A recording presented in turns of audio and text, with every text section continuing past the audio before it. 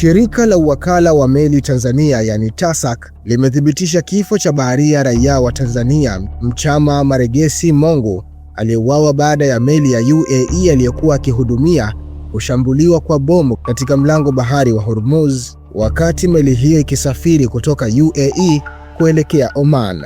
Wakati familia nchini Tanzania ikiomboleza na serikali ikijitahidi kurejesha mwili wa marehemu, macho ya ulimwengu yameelekezwa Washington na Tehran, ambapo hali za kidiplomasia zinaashiria kuwa pande hizo mbili zipo hatua chache kufikia makubaliano ya kihistoria ya kusitisha vita. Marekani imewasilisha pendekezo kwa Iran lililoandaliwa na mjumbe wa Mashariki ya Kati wa Rais Donald Trump Steve Witkoff pamoja na mshauri wa Trump na mkwe wake Jared Kushner, na inatarajia jibu kutoka Iran ndani ya saa 48 zijazo. Iwapo makubaliano hayo yakiridhiwa, yatasababisha kukomeshwa kwa uhasama na kutoa nafasi ya mwezi mmoja kwa ajili ya mazungumzo kuhusu usalama wa mlango bahari wa Hormuz, udhibiti wa nyuklia wa Iran pamoja na mpango wa kuiondolea Iran vikwazo vya kiuchumi vya Marekani.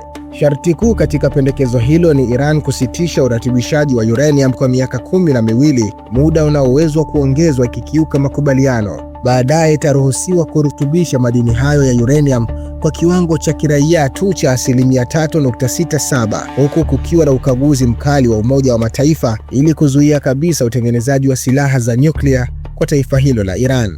Licha ya matumaini ya kufikia makubaliano ya karibu, tangu kuanza kwa vita mapema mwaka huu, Marekani imeonya kuwa itarejesha vikwazo au nguvu za kijeshi ikiwa mazungumzo hayo yatafeli. Kwa sasa Iran inaangalia kwa ukaribu pendekezo hilo la vipengele 14, ingawa pande zote mbili bado hazijathibitisha rasmi kuwepo kwa mwafaka wa mwisho wa mpango huo.